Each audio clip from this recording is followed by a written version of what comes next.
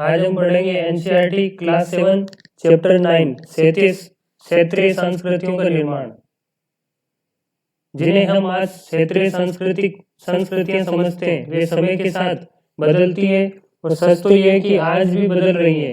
ये क्षेत्रीय संस्कृतियां जटिल प्रक्रियाओं से विकसित हुई हैं। इस प्रक्रिया के तहत स्थानीय परंपराओं और उपमहाद्वीप के अन्य भागों के विचारों के आदान प्रदान ने एक दूसरे को संपन्न बनाया है। जैसा कि हम देखते हैं कि कुछ परंपराएं तो कुछ विशेष क्षेत्रों की अपनी हैं, जबकि कुछ अन्य भिन्न भिन्न क्षेत्रों में एक समान प्रतीत होती है। परंतु इसके अतिरिक्त कुछ अन्य परंपराएं एक खास इलाके के पुराने रीति रिवाजों से निकलती है, परंतु अन्य क्षेत्रों में जाकर उन्हें एक नया रूप ले लिया है। चेर और मलयालम भाषा का विकास इसमें एग्जाम्पल के साथ बताया गया है। भाषा और क्षेत्र के बीच अंतर संबंध में एक उदाहरण से अपना विश्लेषण प्रारंभ करते हैं। मोहदेवपुरम का चेर राज्य प्रायद्वीप के दक्षिणी पश्चिमी भाग में, जो आज के केरल राज्य का एक हिस्सा है, 9वीं शताब्दी में स्थापित किया गया है। संभवतः मलयालम भाषा इस इलाके में बोली जाती थी। शासकों ने मलयालम भाषा एवं लिपि का प्रयोग अपने अभिलेखों में किया है। वस्तुतः इस भाषा का प्रयोग उपमहाद्वीप के सरकारी अभिलेखों में किसी क्षेत्रीय भाषा के प्रयोग के सबसे पहले उदाहरणों में से एक है। मलयालम में रचित आरंभिक केरल का एक अभिलेख। मलयालम भाषा की पहली साहित्यिक कृतियां, जो लगभग 12वीं शताब्दी की बताई जाती हैं, प्रत्यक्ष रूप से संस्कृत की ऋणी है। यह भी एक काफी रोचक तथ्य है कि 14वीं शताब्दी का एक ग्रंथ लीला तिलकम, जो व्याकरण एवं काव्य शास्त्र विषयक है, मणिप्रावलम शैली में लिखा गया है। मणिप्रावलम का शाब्दिक अर्थ है हीरा और मूंगा, जो ये दो भाषाओं संस्कृत तथा क्षेत्रीय भाषाओं के साथ प्रयोग की ओर संकेत करता है। 14वीं शताब्दी का एक ग्रंथ है लीला तिलकम। शासक और धार्मिक परंपराएं, जगन्नाथी संप्रदाय। इस प्रक्रिया का सर्वोत्तम अन्य क्षेत्रों में क्षेत्रीय संस्कृतियां क्षेत्रीय धार्मिक परंपराओं से विकसित हुई थी। इस प्रक्रिया का सर्वोत्तम उदाहरण है पुरी, उड़ीसा में जगन्नाथ का संप्रदाय। जगन्नाथ का शाब्दिक अर्थ है दुनिया का मालिक, जो विष्णु का पर्यायवाची है। आज तक जगन्नाथ की काष्ठ प्रतिमा स्थानीय जनजातीय लोगों द्वारा बनाई जाती है, जिससे ये तात्पर्य निकलता है कि जगन्नाथ मूलतः एक स्थानीय देवता थे। जगन्नाथ क्या थे? स्थानीय देवता थे। उन्हें आगे चलकर विष्णु का रूप मान लिया गया। यहाँ पे एक क्षेत्रीय सांस्कृतिक निर्माण चित्र दिया गया है, जिसमें बालभद्र, सुभद्रा और जगन्नाथ दिखाए गए। बालभद्र, सुभद्रा और जगन्नाथ के छोटे भाई थे बालभद्र और सुभद्रा उनकी बहन थी। 12वीं शताब्दी में गंग वंश के एक अत्यंत प्रतापी राजा अनंतवर्मन ने पुरी में पुरुषोत्तम जगन्नाथ के लिए एक मंदिर बनवाने का निश्चय किया था। 1230 में राजा अनंग भीम तृतीय ने अपना राज्य पुरुषोत्तम जगन्नाथ को अर्पित कर दिया और समय को जगन्नाथ का प्रतिनियुक्ति घोषित किया। किसने?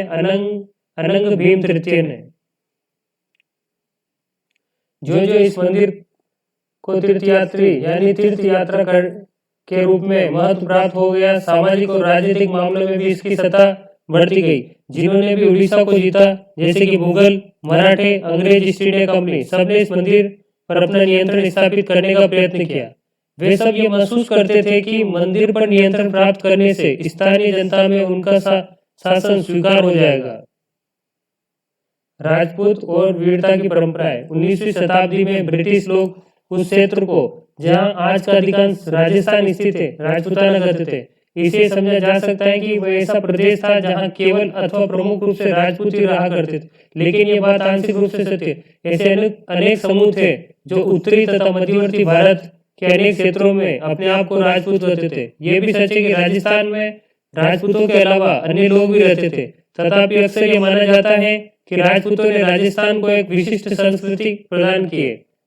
ये सांस्कृतिक परंपरा वहां के शासकों के आदर्शों तथा अभिलाषाओं के साथ घनिष्ठता से जुड़ी हुई थी। लगभग 8वीं शताब्दी से आज के राजस्थान के अधिकांश भाग पर विभिन्न परिवारों के राजपूत राजाओं का शासन रहा है। पृथ्वीराज एक ऐसे ही शासक थे। ये शासक ऐसे शूरवीरों के आदर्शों को अपने हृदयों में संजोए रखते थे, जिन्होंने रण क्षेत्र में बहादुरी से लड़ते हुए अक्सर मृत्यु का वर्णन किया हो। राजपूत शूरवीरों की कहानियां काव्य एवं गीतों में सुरक्षित है। ये विशेष रूप से चारण भाटों द्वारा गाई जाती थी। ये काव्य एवं गीत ऐसे सूरवीरों की स्मृति को सुरक्षित रखते थे। उससे ये आशा की जाती थी कि वे अन्य जनों को वे सूरवीरों का अनुसरण करने के लिए प्रेरित एवं प्रोत्साहन करेंगे। सती प्रथा यानी विधवाओं द्वारा अपने मृतक पतियों के साथ ही चिता पर जिंदा जल जाने की प्रथा को सती प्रथा कहा गया है। इस मानचित्र में वह क्षेत्र है जहाँ जिसका इस अध्याय में चर्चा की गई है, जैसे हिमाचल प्रदेश, राजस्थान, उत्तर प्रदेश, उड़ीसा, पश्चिम बंगाल, केरल। क्षेत्रीय सीमांतों से परे कथक नृत्य की कहानी। कथक कहाँ का नृत्य है? कथक के इतिहास। कथक नृत्य शैली उत्तर भारत के अनेक भागों से जुड़ी है। कथक शब्द कथा शब्द से निकलता है, जिसका प्रयोग संस्कृत तथा अन्य भाषाओं में कहानी के लिए किया जाता है। कथक मूल रूप से उत्तर भारत के मंदिरों में कथा यानी कहानी सुनाने वाली एक जाति थी। ये कथाकार अपने हाव भाव तथा संगीत से अपने कथावाचक को अलंकृत किया करते थे। 15वीं से 16वीं शताब्दी में भक्ति आंदोलन के प्रसार के साथ कथक एक विशेष नृत्य शैली के रूप में उभरा। राधा कृष्ण के पौराणिक आख्यान कहानियां लोक नाट्य के रूप में प्रस्तुत किए जाते थे, जिन्हें रासलीला कहा जाता था। रासलीला में लोक नृत्य के साथ कथक कलाकार के मूल हाव भाव भी जुड़े होते थे। ये आगे चलकर दो परंपराओं या घरानों में विकसित हुआ, जैसे राजस्थान जयपुर घराना के राज दरबार में और लखनऊ में अवध के अंतिम नवाब वाजिद अली शाह के संरक्षण में ये एक प्रमुख कला के रूप में उभरा। 1850 से 1875 के दौरान ये नृत्य शैली के रूप में दो क्षेत्रों में ही नहीं बल्कि आज के पंजाब, हरियाणा, जम्मू कश्मीर और बिहार तथा मध्य प्रदेश के कई इलाकों में भी फैला। नृत्य की कक्षा लक्ष्मण मंदिर, खजुराहो। ये बाद में ध्रुत पद संचलन, उत्तम वेशभूषा, कहानियों के प्रस्तुतिकरण, अभिनय पर जोर दिया जाने लगा। कथक में अनेक अन्य सांस्कृतिक गतिविधियों की ये कथक को भी 19वीं तथा 20वीं शताब्दी में अधिकांश ब्रिटिश शासकों ने नापसंद किया। फिर भी ये जीवित बचा रहा। गणिकाओं द्वारा पेश किया जाता था। स्वतंत्र प्राप्ति के बाद तो इस देश का 8 सांस्कृतिक नृत्यों में शामिल किया गया। शास्त्रीय नृत्य, जिन लोक नृत्यों की श्रेणी में रखा गया है। शास्त्रीय रूपों का विशिष्ट लक्षण बताया जाता है। ये तो शास्त्रीय मुख्यतः शास्त्रीय नृत्य 8 है, जैसे भरतनाट्यम तमिलनाडु, कथकली केरल, ओडिसी उड़ीसा, कुचिपुड़ी आंध्र प्रदेश, मणिपुर, कथक उत्तर भारत में अभी हमने पढ़ा है जो, मोहिनीअट्टम केरल में और सत्रिय नृत्य असम। 8 है। 8 शास्त्रीय नृत्य जैसे भरतनाट्यम, कथकली, ओडिसी, कुचिपुड़ी, मणिपुरी, मोहिनीअट्टम, सत्रिय और कथक। संरक्षकों के लिए चित्रकला एक अन्य परंपरा जो कई रीतियों से विकसित हुई है, वह थी लघु चित्रों की परंपरा। लघु चित्र, जैसा कि उनके नाम से पता चलता है, छोटे आकार के चित्र होते हैं, जिन्हें आमतौर पर जल रंगों से कपड़े या कागज पर चित्रित किया जाता है। प्राचीनतम लघु चित्र ताल पत्रों अथवा लकड़ी की तकियों पर चित्रित किए गए थे। इनमें से सर्वाधिक सुंदर चित्र जो पश्चिमी भारत में पाए गए जैन ग्रंथों को सचित्र बनाने के लिए प्रयोग किए गए थे। मुगल बादशाह अकबर, जहांगीर, शाहजहां ने अत्यंत कुशल चित्रकारों को संरक्षण प्रदान किया, जो प्राथमिक रूप से इतिहास और काव्य की पांडुलिपियां चित्रित करते थे। पांडुलिपियां आमतौर पर चटक रंगों में चित्रित की जाती थी। उनमें दरबार के दृश्य, लड़ाई, शिकार के दृश्य और सामाजिक जीवन के अन्य पहलुओं को चित्रित किया जाता था।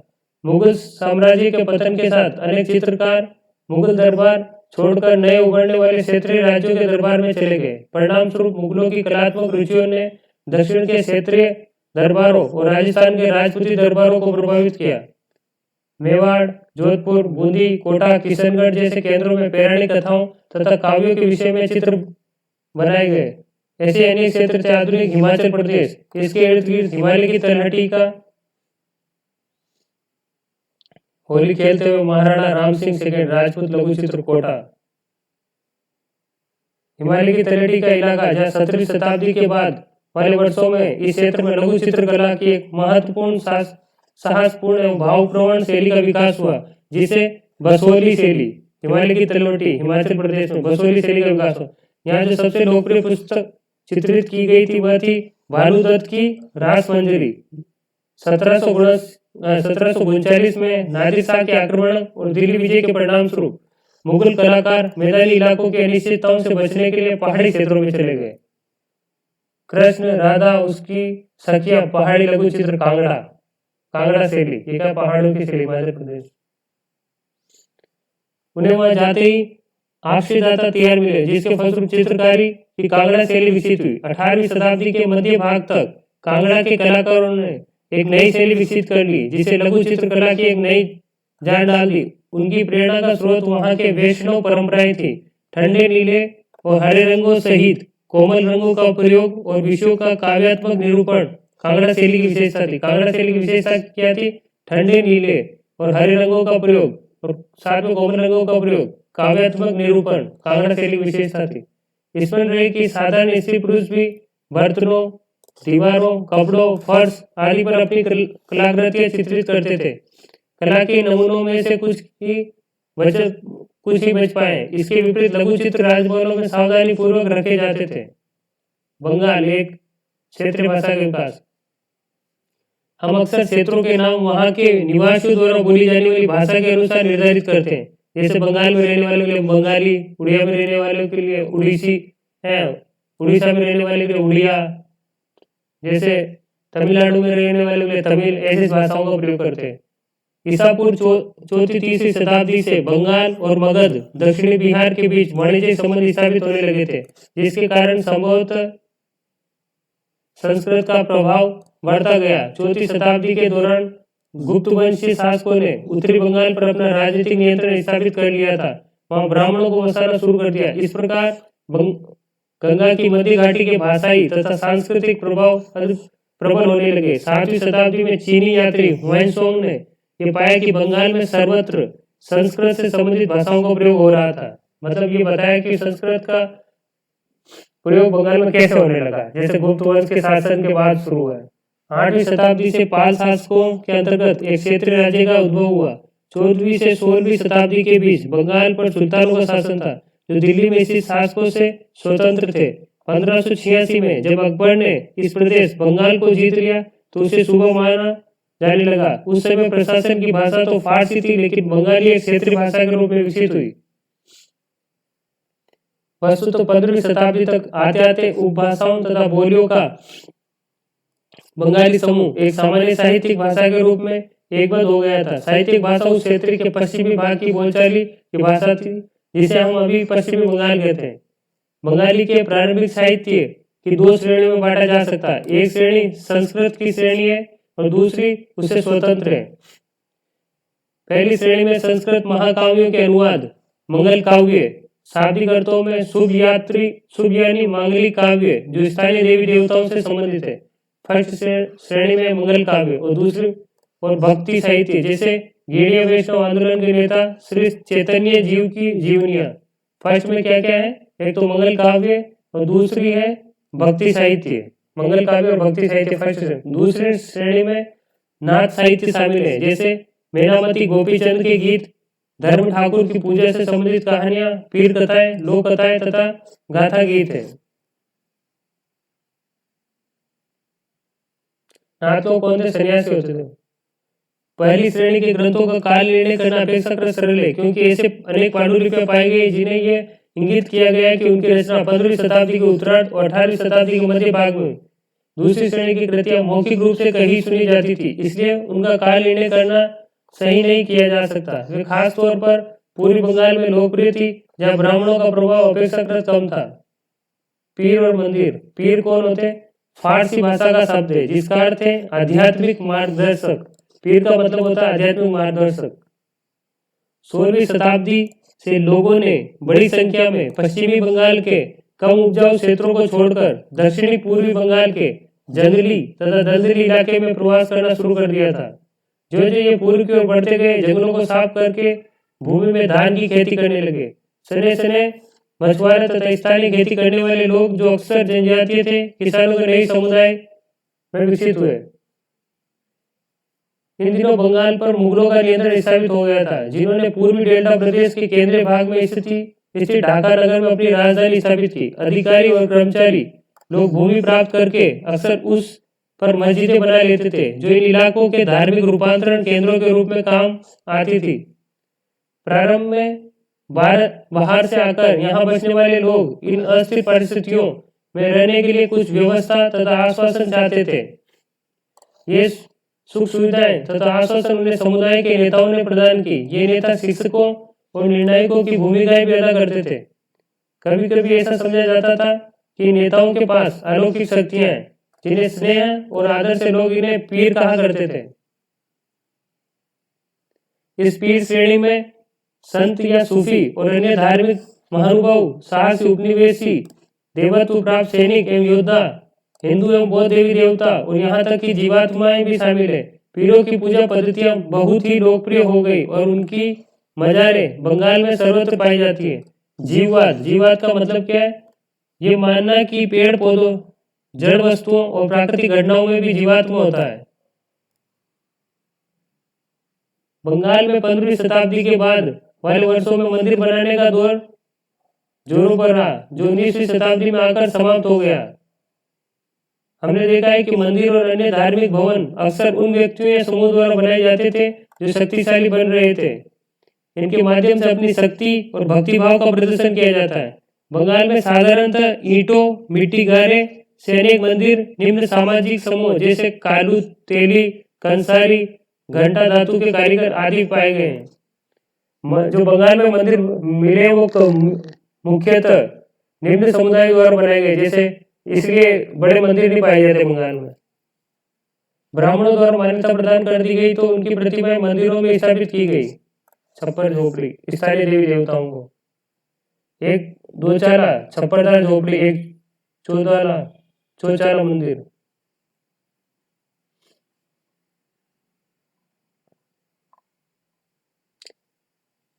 गोपियों के साथ कृष्ण श्यामपुरी मंदिर से पक्की मिट्टी की एक पेटिया विष्णुपुर। इन मंदिरों की शक्ल या आकृति बंगाल की छप्परदार झोपड़ियों की तरह दो छतों वाली या चौचाला 4 छतों वाली होती थी। इसके कारण मंदिरों की स्थापत्य कला में विशिष्ट बंगाली शैली का प्रादुर्भाव हुआ। पश्चिम बंगाल के बांकुरा जिले में विष्णुपुर के मंदिर इसका उदाहरण है। मछली भोजन के रूप में परंपरागत भोजन संबंधी आदतें आमतौर पर स्थानीय रूप से उपलब्ध खाद्य पदार्थों पर निर्भर करती थी। बंगाल एक नदी मैदान है जहाँ मछली और धान की उपज बहुतायत से होती है, इसलिए ये स्वाभाविक ही है कि इन दोनों वस्तुओं को गरीब बंगालियों की भोजन सूची में भी प्रमुख स्थान प्राप्त होगा। मछली पकड़ना वहाँ का प्रमुख धंधा रहा है और बंगाली साहित्य में मछली का स्थान पर उल्लेख किया गया है। उससे ज्यादा और क्या होगा कि मंदिरों और बौद्ध विहारों की दीवारों पर जो मिट्टी की पट्टियां लगी है, उनमें भी मछलियों को साफ करते हुए और टोकरियों से भरकर बाजार ले जाते हुए दिखाया गया है। ये दिखाया गया है चित्र में। मछली को साफ कर रही महिला घरेलू उपयोग के लिए मछली तैयार करते हुए। विशालक्ष्मी मंदिर से पक्की मिट्टी का एक फलक, आरामबाग। ब्राह्मणों को सामिस भोजन करने की अनुमति नहीं थी, लेकिन स्थानीय आहार में मछली की लोकप्रियता को देखते हुए ब्राह्मण धर्म के विशेषज्ञों ने बंगाली ब्राह्मणों के लिए इस निषेध में ढील दे दी। बृहद धर्म पुराण, जो बंगाल में रचित 13वीं शताब्दी का संस्कृत ग्रंथ है, ने स्थानीय ब्राह्मणों को कुछ खास किस्मों की मछली खाने की अनुमति दे दी थी। यूरोप में राष्ट्रीय राज्य को उदय। 18वीं शताब्दी के अंत तक यूरोप के कई लोग समय को एक साम्राज्य जैसे ऑस्ट्रिया हंगरी साम्राज्य की प्रजा या किसी चर्च जैसे यूनानी रूढ़िवादी चर्च के सदस्य मानते थे, परंतु 18वीं शताब्दी के अंतिम दशकों में लोग समय को एक ऐसे समुदाय के सदस्य के रूप में भी पहचानने लगे जो एक भाषा जैसे कि फ्रेंच या जर्मन बोलते थे।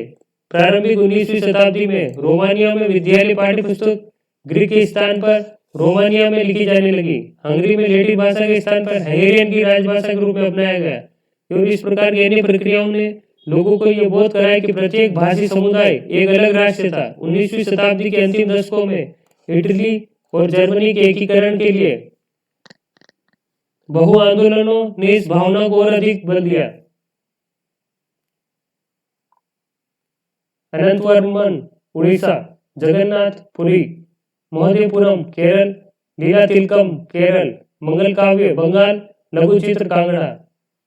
Subscribe and share my channel.